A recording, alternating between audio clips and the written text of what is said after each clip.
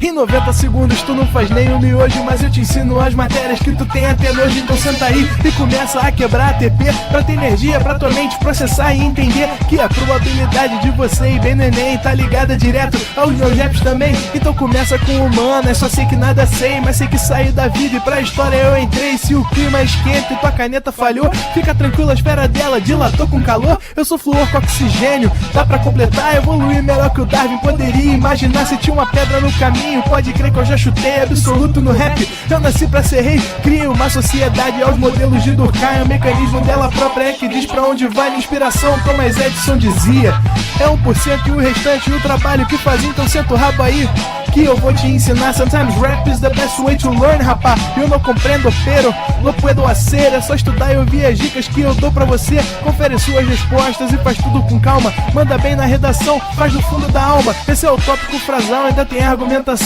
E a resposta pra você eu deixei na conclusão. Se tá nervoso, se acalma pra mandar bem. E se liga nos vídeos que eu te preparo pro Enem.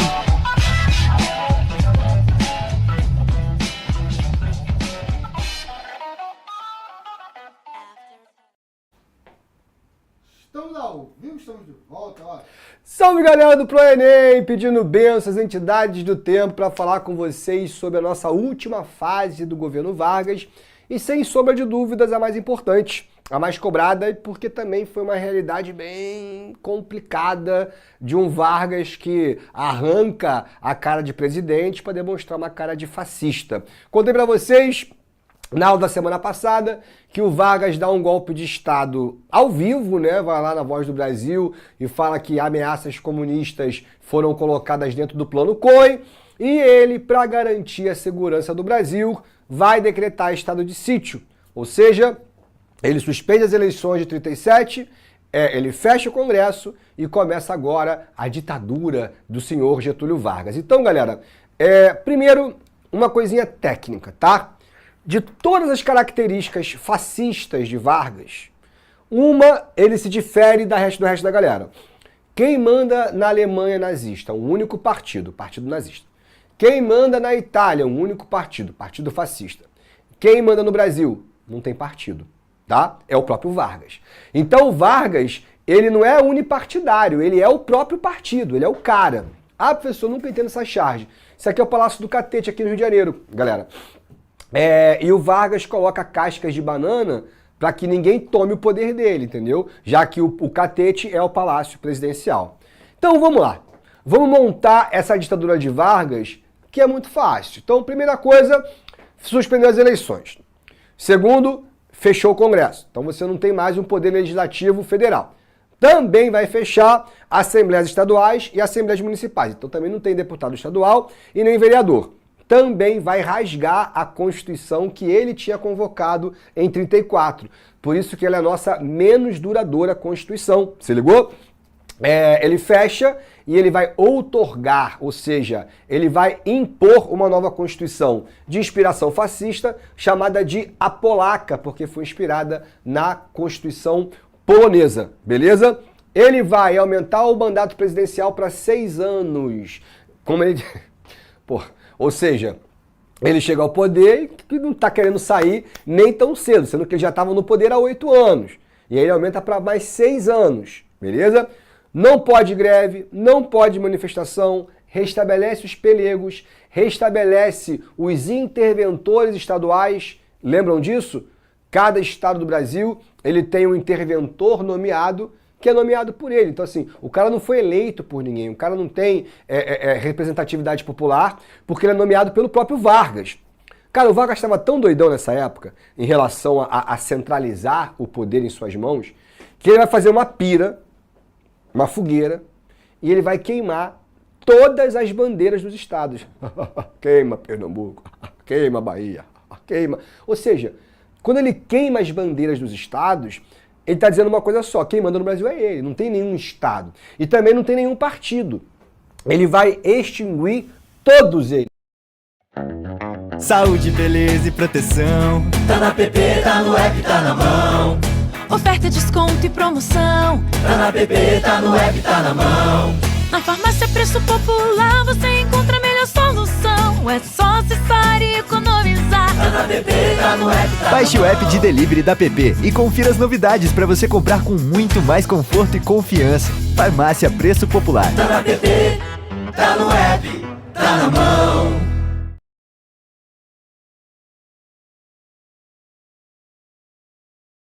Com a Claro, você se conecta mais com o que ama.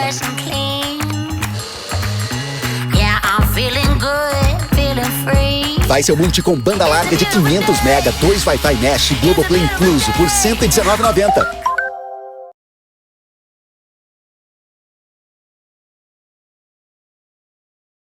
O líder mais autoritário e cruel da história.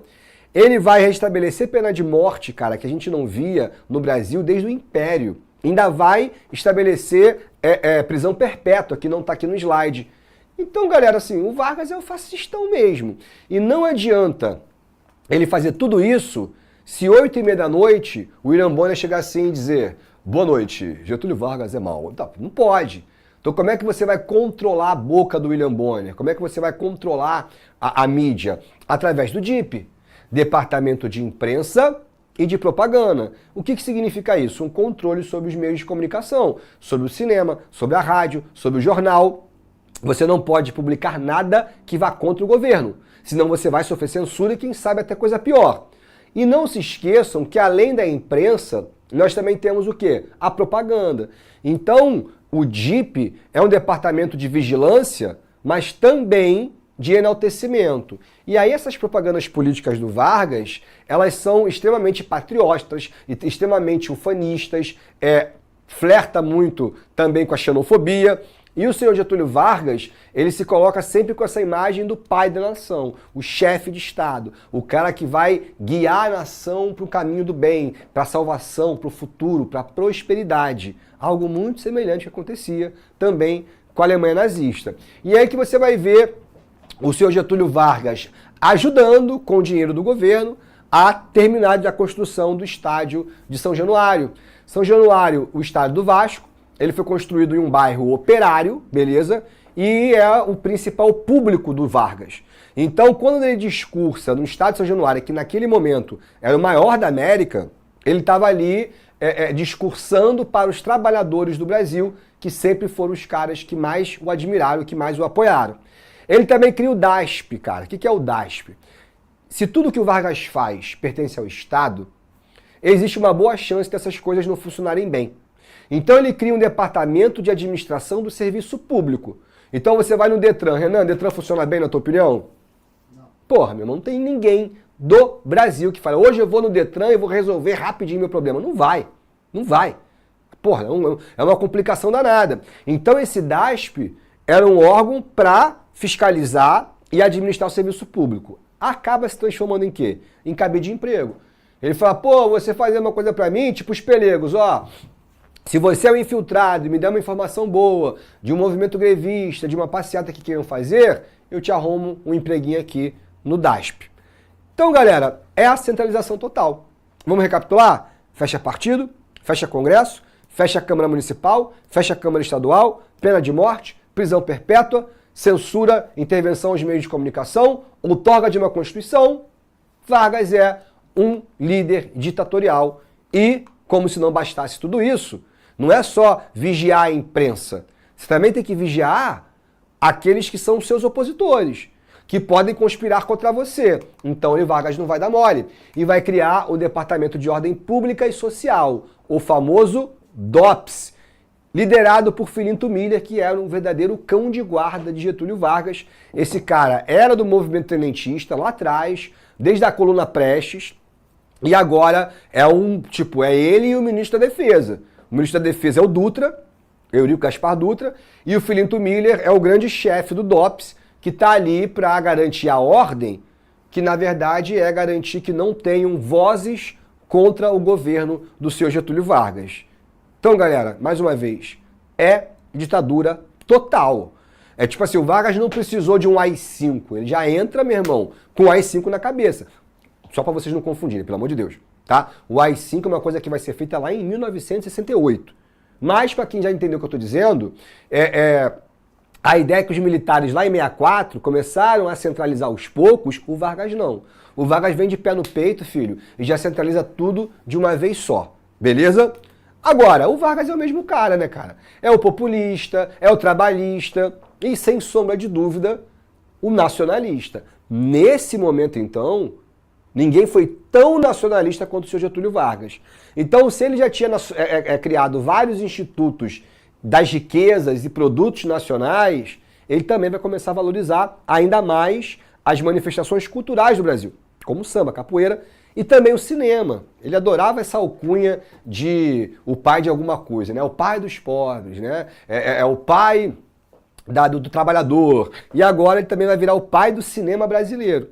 O Vargas ele cria uma lei de obrigatoriedade de exibição dos filmes nacionais lá no governo provisório e agora no Estado Novo ele deseja que esses filmes falem bem do governo ou pelo menos que não falem mal ou que não mostrem, como é que eu posso dizer, coisas que não são favoráveis ao Brasil. Então não é legal mostrar um Brasil pobre, não é legal mostrar um Brasil desempregado, um Brasil favelado, não, isso não é maneiro. Se você fizer isso, você não vai transmitir teu filme no cinema. Por isso, então, que existia ali uma cinematografia brasileira mais controlada. E, sem dúvida, esses são os dois grandes atores da época. O Grande Otelo, que depois vai ser também uma grande voz contra o racismo e tal, e lá na frente contra a ditadura militar, e o Oscarito. Eram comédias, eram produções de baixo orçamento, e por isso chamada de chanchada. A chanchada é isso, é filme brasileiro, quase sempre de comédia, com um orçamento limitado ali, mas que fazia a graça da galera, e o Vargas desejava incentivar isso porque ele se coloca como o grande estimulador do cinema nacional.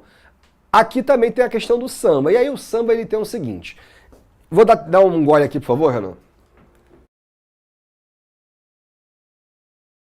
Obrigado. O samba ele era naquela época a grande música brasileira, e é claro que, poxa, a gente, o Sudeste tinha pouco conhecimento das músicas regionais, da viola de coxo, do Centro-Oeste, da moda de viola, também do Centro-Oeste e das músicas do Sul, mas o samba era meio que a música nacional, digamos assim. E ouvida do Brasil inteiro, e também em algumas partes do mundo. Mas o samba, ele tem um problema. O samba, ele tem uma admiração pelo malandro. Ele tem uma admiração pelo vadio, pelo cara que não trabalha, pelo cara que vive da malandragem, do jogo, da boemia. E o Vargas odeia isso. Porque o Vargas ele é um conservador. Então ele é um cara que defende a religião, a pátria e a família. Então não vem com essa história de vagabundagem que ele não vai gostar. Por isso os sambas, quando eram gravados, tinham que passar pelo DIP, para ver se eles eram classificados como positivos ou como negativos. Então quando, o Ari Barroso vai fazer Aquarela do Brasil, e o nome é lindo, a música é linda, a melodia é linda, a letra é linda, vai virar uma ode ao Brasil, vai virar quase que a trilha sonora oficial do governo, se ligou? E a música assim, né? Brasil, meu Brasil brasileiro, meu mulato isoneiro, vou cantar-te nos meus versos, ô Brasil, samba que dá bamboleiro, que faz gingar, o Brasil do meu amor, terra de nosso Senhor, dá essa história que Deus é brasileiro, né? Tira a mãe preta do cerrado, bota o rei Congo no combrado, Brasil pra mim. Eu escutei essa música hoje, cara, mas eu escutei numa propaganda, me deu uma irritação. Acho que foi a propaganda do plano de saúde. Meu amigo brasileiro. Falei, pô, tá de sacanagem. Mas enfim, isso aqui é o quê? Um samba positivo, beleza? Tá falando bem. Ari Barroso foi o cara pra Vargas. Agora, aí vem o Wilson Batista e grava o bonde de São Januário. A ideia é o malandro voltando da Lapa e ele vê o bonde de São Januário carregando o trabalhador. Aí ele fala, lá vai o bonde de São Januário, carregando mais um sócio otário, não sou eu que vou trabalhar. Aí o Vargas fala, porra, não, tá de sacanagem. Ele ficou tão brabo que a música ela não foi nem censurada, ela teve que ser modificada mesmo. Não foi proibida, ela foi regravada. E aí virou, lá vai o bonde de São Januário, carregando mais um operário, sou eu que vou trabalhar. Pô. Aí é o que Vargas deseja. Mas até música boba, Como, por exemplo, Saudade da Amélia, que é uma música machista, né? Coloca a mulher dentro da função doméstica e tal, mas não é isso que vai incomodar Vargas. Quando a música fala assim, às vezes passava fome ao meu lado e achava bonito não ter o que comer, e quando me via tão contrariado, dizia meu filho que há de fazer. Amélia não tinha a menor vaidade, Amélia que era mulher de verdade. O que incomoda Vargas nessa música do Mário Lago? Essa parte aqui, ó. Às vezes passava fome ao meu lado. Pô, fome no Brasil? Qual foi? Esculacho? Não pode. Então, assim, a música não vai ser tocada na rádio. É censura. Além do samba, como nós já falamos também, olha lá o Bonde de São Januário. Quem trabalha é quem tem razão. Eu digo isso, não tenho medo de errar. O Bonde de São Januário leva mais um operário, sou eu que vou trabalhar. Isso aqui já é a música censurada. Aqui, a boemia não dá camisa a ninguém. Eu vivo bem porque eu sou trabalhador assalariado. Isso aqui é o gigante mestre Bimba, que vai receber das mãos de Vargas não só a licença para botar as escolas de capoeira, mas também a capoeira virando patrimônio cultural, se ligou? E aí o Vargas faz isso com samba, faz isso com a capoeira, protege as manifestações religiosas afrodescendentes, como a Umbanda e o Candomblé. Então é o que eu falei para vocês lá atrás, o Vargas ele altera a ideia e a percepção de que o Brasil tem vergonha de si, não. O Brasil tem que ter orgulho de si. Orgulho do samba, da capoeira, da Umbanda, do Candomblé. O Vargas não tentou, eu acho que eu falei isso pra você semana passada, eu vou contar de novo, né? O Vargas, ele não tentou nacionalizar o jiu-jitsu? Eu contei?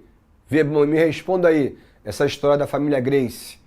Não, vamos embora também, senão eu vou ficar contando história aqui demais. Mas até o jiu-jitsu, o famoso BJJ, o Vargas tentou colocar como patrimônio. Aí o japonês falou, pô, peraí, filhão, o negócio aqui não chama Kimura, entendeu? Isso aqui chama Sotogari, então isso aqui é japonês, pô. Tudo bem que o Hélio Gracie foi lá e fez ali uma artimanha, uma adaptação, mas não tem como falar que é uma arte brasileira, se ligou? E aí o Varguinhas vai passar um perrengue, cara, vai passar um perrengue. Imagina o seguinte, tu tá dormindo no Palácio da Guanabara, eu acho engraçado que ele não dorme mais no Catete, ele vai dormir no Palácio da Guanabara. Pra quem conhece, fica ao lado do campo do Fluminense, em Laranjeiras. É um palácio, meu irmão, magnífico. Era o palácio da Princesa Isabel. Então o Vargas, ele, além de ditador, ele também quer conforto. E aí deu assim, 1 da manhã, pum, acabou a luz. Acabou a luz, Vargas acorda, já escuta um tiro, pá! E aí ele pegou a arma, foi pro corredor, chegou a Alzira Vargas, a filha dele, e falou assim, Alzira, pega o telefone e liga agora pro Finito Miller. Ela pegou o telefone mudo. Falou, pai, tá mudo. Ele falou assim, é um golpe. Vão tentar matar a gente. Alzira, vai pro porão, tem uma linha de emergência, liga agora pro Finito Miller. Ela vai lá no porão, pega a linha de emergência, que ninguém sabia, liga pro Finito. O Finito, o que aconteceu? Falou assim, olha, estamos sendo atacados aqui, meu pai tá preocupado, pô, a gente não sabe quem são os caras, blá, blá. Filho, tô indo pra ir. Liga de novo, alô? Olha, eu não vou poder ir. Eu tô vendo aqui na minha janela, tem um monte de maluco armado lá atrás. Ou seja, o golpe que está sendo orquestrado, ele está sendo muito bem organizado. Liga pro Dutra, liga pro ministro da Defesa. Dutra, tô sabendo já, o Finito falou comigo, eu também tô cercado aqui, mas já vou acionar o exército, segura as pontas aí. Cara, por 5 horas, Varguinha dando tiro, pá, nos caras aqui, pá. E confusão, os caras tentando invadir pra janela e pula pra um lado e vai pro outro, mas no final, quando chegou ali 6 da manhã, chega o comboio do exército e os caras na hora, opa, foi mal, perdemos. Vargas de pijama. A única foto desse dia é essa daqui. Isso aqui é o Palácio da Guanabara, no portão ali da esquerda. E aí, cara, todo mundo assim, Vargas olha assim pros caras, você fala assim, quem são vocês? Os caras tudo com o integralismo, né? Falou assim, vocês são seguidores de Plínio Salgado, né? Vocês tentaram invadir a minha casa, com a minha filha, tentaram matar minha família. Falou, afasta a imprensa aí. Levou os caras lá pra trás e fuzilou geral. Sério? Tá achando que Varguinhas é good vibe? Porra nenhuma. Mandou matar os caras na hora, fuzilou. E aí Plínio Salgado foi preso, depois pediu desculpa. Enfim, o Vargas falou, quem é Plínio Salgado na fila do pão, filhão? Eu sou o ditador Getúlio Vargas, fascista. E como eu sempre te falo, cara, o Vargas ele nunca vai perder as suas principais características. Primeiro, o trabalhismo. Quando ele rasga a Constituição, os trabalhadores brasileiros ficaram assim, né? Tipo, pô, Vargas, e as nossas leis? Você vai acabar com as leis, Vargas? Claro que não. Então, em 43, ele consolida essas leis. E é mais do que consolidar, tá? Porque ele vai ampliar também, inclusive dando alguns direitos para o trabalhador camponês, que sempre acusam Vargas de não ter feito nada e que não é bem assim. Ele vai criar o SESI Senai. O que é isso? Até hoje está aí, cara. O menino pobre formou ali no ensino médio, não tem condições de ficar 5 anos estudando em uma faculdade, fazer vestibular, meu irmão, vai qualificar ali para auxiliar de enfermagem, para soldador, para mecânico, dentro do SESI Senai. Então o Vargas continua estimulando o trabalhismo, qualificando mão de obra com a intervenção do Estado. Aí ele vai criar o Conselho Nacional do Petróleo, o CNP. Professor, já é a Petrobras? Claro que não, senão não seria um conselho. Mas claro que isso aqui é o início das reuniões de como vai ser a tecnologia brasileira, como é que vai perfurar solo, como é que vai fazer, e o Brasil começa a construir o que mais tarde vai ser chamada de Petrobras, quando Vargas volta ao poder. Que a história não vai terminar hoje do senhor Getúlio Vargas, beleza? E aí a CSN, a Vale e a fábrica de motores, eu vou te contar agora num outro contexto, tá? Mas vamos lá, deixa eu te dar um gole aqui, Renan.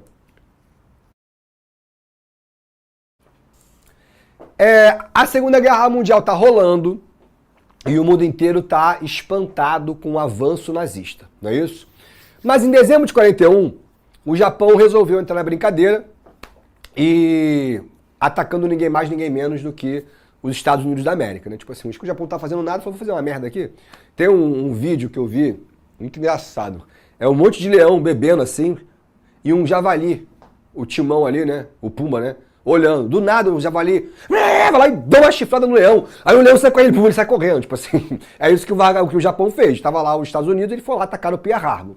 Então em 42, os americanos começam a desembarcar na Europa e começam a combater o Japão no Pacífico. Ao mesmo tempo, a União Soviética consegue afastar os nazistas de Moscou.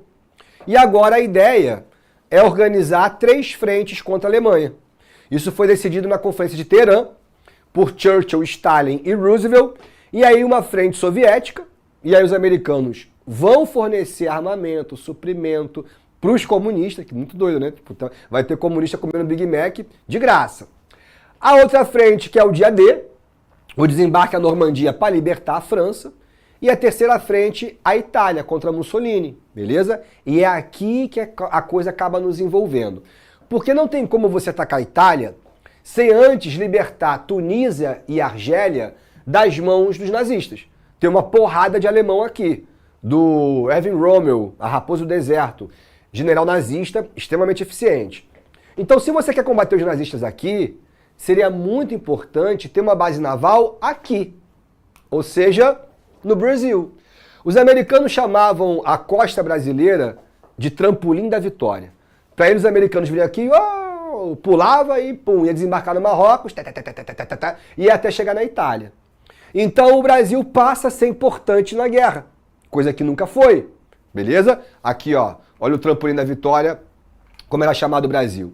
Só que os relatórios sobre o Getúlio Vargas não agradavam o presidente americano. O Vargas está muito mais para lá do que para cá. O Vargas ele tem relação com o Hitler, ele conversa com o cara, ele conversa com o Mussolini, ele foi inspirado na Carta del Lavoro, quando ele faz a CLT. Então, assim, já existia um plano americano de invasão ao Brasil, tá? Mas invadir o Brasil no meio da Segunda Guerra Mundial ia dar um trabalho danado. Então os americanos mudaram a sua tática. E para tentar a colaboração do Brasil, eles vão criar uma política, isso é importante, hein? Chamada política da boa vizinhança. Então, ao invés de você mandar soldados, você manda o Walt Disney. Conhecem o seu Walt Disney? Estão ligados quem é? É isso aí, o senhor Walt Disney, que vai ser hospedado no Copacabana Palace. Do nada, no meio da guerra, o Walt Disney quer conhecer o Rio de Janeiro. E aí aparece tomando caipirinha, I love Brazil, Brazil the beautiful, the best place, não sei o quê.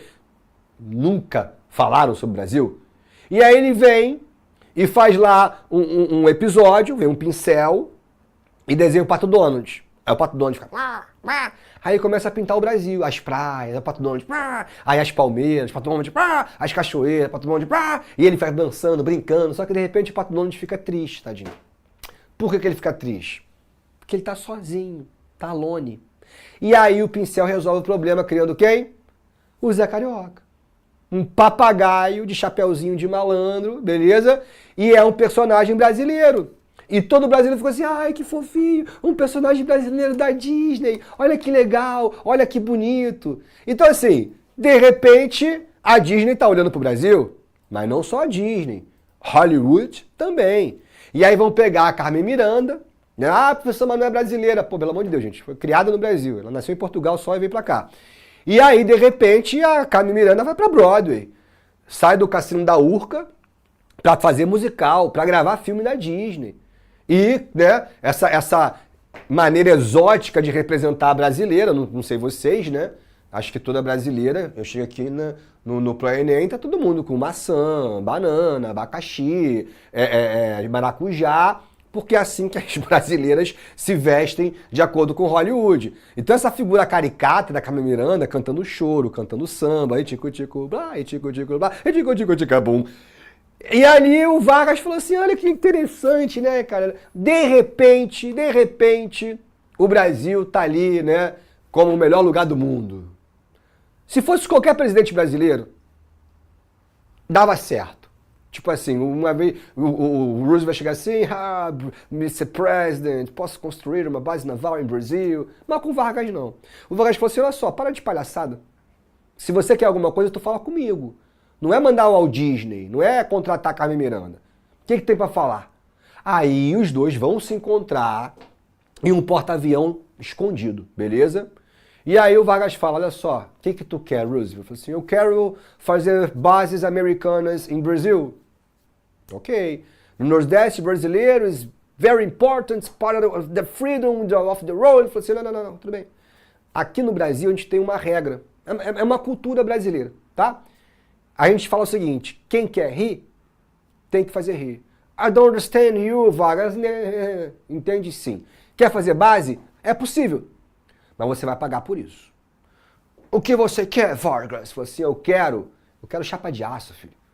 Eu quero uma CSN, lá em Volta Redonda. A Companhia a Companhia Siderúrgica Nacional. E você vai pagar. Eu pago, Vargas. O Vargas falou assim, o cara pagou rápido demais. Eu quero mais.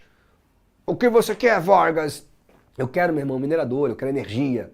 Eu quero a Vale do Rio Doce. Beleza? E você vai pagar. Eu pago. Eu quero mais. O que você quer, Vargas? Eu quero motor brasileiro, pô. Eu quero fazer um carro nacional, é meu sonho. Então eu quero que você financie também a FNM, a Fábrica Nacional de Motores, lá na Avenida Brasil do Rio de Janeiro. Eu pago. And finish. Ok? Vargas falou assim, ok. Tranquilão. Então fica à vontade aí. Pode fazer suas bases, mas eu quero money. Então assim, tem capital estrangeiro durante a era Vargas? Tem. Mas sabe o que não tem? Dívida externa.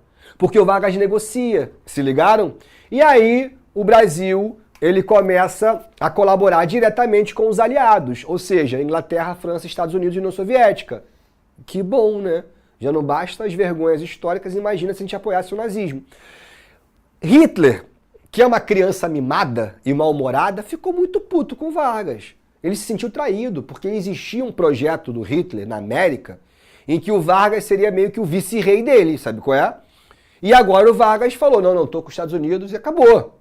Show? Então o cara, Hitler, me manda lá da Alemanha submarinos para afundar navios brasileiros no Nordeste, cara. A galera de Aracaju tava de boaça lá na praia, daqui a pouco veio um monte de corpo, cara, um monte de cadáver. E aí a galera foi tirando, não sei o quê. Tem um parceirão lá, parceirão digital, a gente se conhece somente pela internet, é o Guto na História. E ele fez um vídeo bem legal na Rua da Praia, do outro lado tem um cemitério chamado Cemitério dos Náufragos. E esse Cemitério dos Náufragos é justamente os corpos que foram enterrados quando os brasileiros viam essa galera. E o Vargas ficou brabo, né? Falou, meu irmão, a gente foi atacado. No nosso país.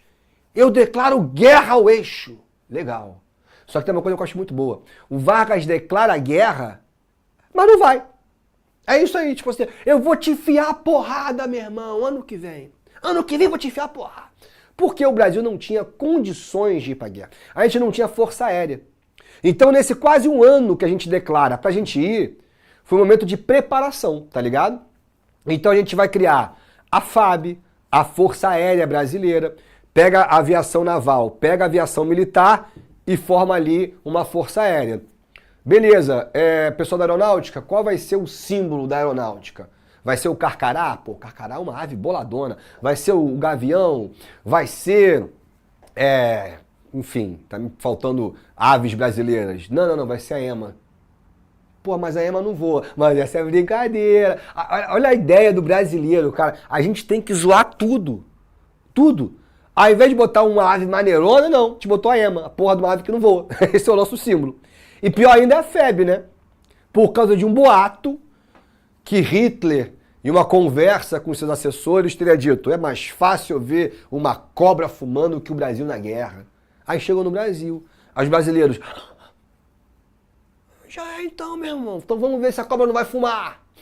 Até hoje. Tu vai na Vila Militar, tem uma cobra fumando de 10 metros. Aqui, a cobra tá fumando. A alegria do brasileiro. Tô na guerra, ei, mamãe. Chegou na Itália. Quando a gente vai pra guerra, a gente já tava na Itália. Quando a gente chegou pra desembarcar, os brasileiros desenrolaram uma faixa, acharam que tava nas Olimpíadas. E desceram rindo. Hoje a cobra vai fumar. Ninguém entendeu porra nenhuma. Mas vira o grande símbolo do Brasil, se ligou? Aqui, ó, o esquadrão Senta-Pua, a EMA, pô, galera bombardeou Berlim, tá? A FAB foi lá na capital da Alemanha. E a verdade é que a gente fez bonito. Trabalhamos como tropas auxiliares dos Estados Unidos e em Monte Castelo, a gente foi em Castel Novo, Montese, né? Mas em Monte Castelo foi a nossa principal batalha, por quê? Era uma colina e lá em cima tinha artilharia alemã. E aí tu acha que os americanos subiram? Porra nenhuma. Brazilian guys, let's go! E os brasileiros já é. E aí a gente subiu, meu irmão. Os alemães, morreu muito brasileiro nessa batalha. E aí quando a gente chegou lá, a luta foi corpo a corpo, tá ligado? E os alemães são mais altos, né? Então, teoricamente, tem mais vantagem. Mas eles perderam. E aí, anos depois, os historiadores brasileiros foram pegar os relatórios da Alemanha sobre essa batalha. E os alemães relataram que o brasileiro tinha uma vantagem no combate corpo a corpo, que na nossa indumentária nós tínhamos punhais, e que na hora eles puxaram o punhal. Só que não tinha punhal nenhum. A nossa indumentária era o cantil, a munição e o rifle. Não tinha faca. Averiguando mais profundamente, viram que o primeiro pelotão que subiu era um pelotão paraibano. Ou seja, a galera tava de peixeira. Quando veio o alemão, falou: régua, a cabra da peste, e matamos os caras na peixeira, meu irmão. Entendeu? Depois ainda comeu um banho de 2. Ou seja, Brasilzão vence a guerra junto com os aliados e foi festa no Brasil, né? Não preciso te dizer o quanto que isso significou. Feriado de 7 dias e beleza. Só que para Vargas começa o chamado paradoxo getulista. O que é o paradoxo getulista? É uma contradição.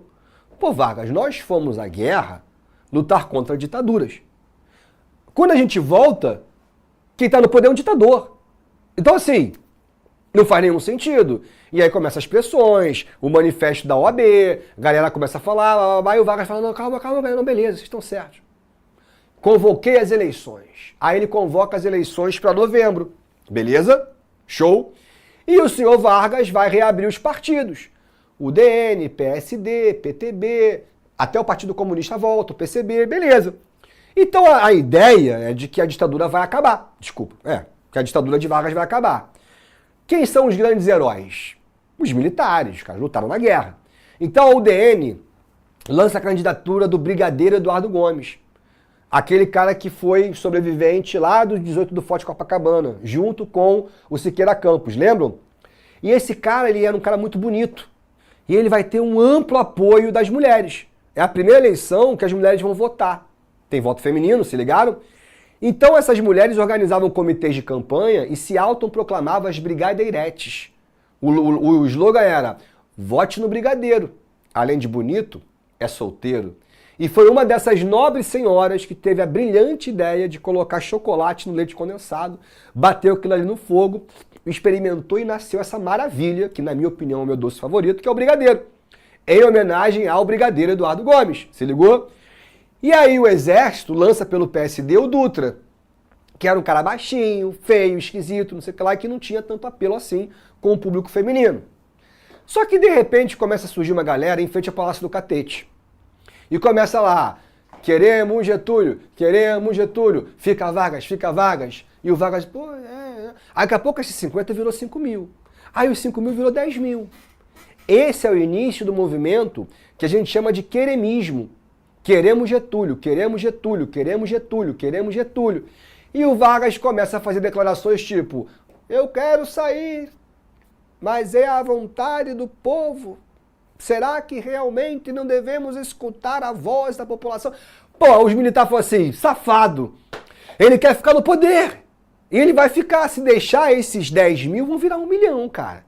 Então os militares disseram o seguinte, cara, vamos invadir. E aí o Exército invadiu o Palácio do Catete, chegou no gabinete do Vargas e falou assim, Vargas, acabou, chega, é o fim. O Vargas falou assim, posso fumar o meu último charuto? Falou, claro, Vargas, não tem problema nenhum. Aí o Vargas pegou o charutão dele, cortou, botou na velhinha. Responda-me, o que será de mim? Falou, bom, Vargas, você deu um golpe de Estado, fechou o Congresso, fechou o partido, você vai perder os seus direitos políticos, né? E provavelmente você vai ser exilado. Como anda a candidatura de Dutra? Bom, a gente aqui do Exército, a gente está preocupado, porque o brigadeiro da aeronáutica, pô, tem voto feminino pra caramba, o cara é tudo bonitão, não sei o quê. Então a gente tá, né, não tá numa boa perspectiva, não. Aí o Vargas fala assim, como vocês são idiotas.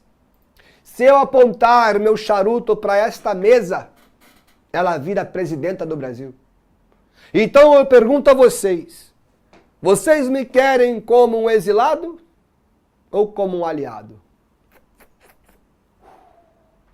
Aí o cara do Exército, vou conversar com o Dutra. Ligou, falou, Dutra, falou, senhor presidente, então o senhor vai renunciar? Vou renunciar. Então, ó, seus direitos políticos vão ser preservados, não vai nada acontecer com o senhor, tá tudo de boa. Ou seja, Vargas faz um acordo. Ele sai pela porta da frente do Catete, beleza? Vai assumir o José Linhares, e no dia seguinte Vargas vai no Jornal do Brasil e diz o seguinte, de todos os candidatos, votem em Dutra. Quem vence as eleições? Dutra. Abençoado pelo senhor Getúlio Vargas, se ligou? O Vargas lança candidatura a deputado federal. Foi eleito por 14 estados diferentes, 14. Lançou candidatura ao mesmo tempo a senador. Foi eleito por 7 estados diferentes. Ou seja, um monstro eleitoral, um fenômeno, o presidente mais amado da história, sem sombra de dúvidas. Então, quando o Vargas sai, ele sai. Mas como quem diz, daqui a pouco eu tô de volta, se ligaram? Esse é o Eduardo Gomes, o brigadeiro. Esse é o Eurico Gaspar Dutra, o novo presidente do Brasil, ao lado de quem? Do senhor Getúlio Vargas, que nessa época pintava o cabelo. Tava esquisito o Vargas, não tava legal não. Show? Valeu? A continuidade do Dutra e do Vargas, eu te conto na semana que vem. Fui! Assista nossas aulas a hora que você quiser. Vem com o Pro, o cursinho online que mais aprova no Enem. Assine em proenem.com.br. We gotta celebrate the beauty of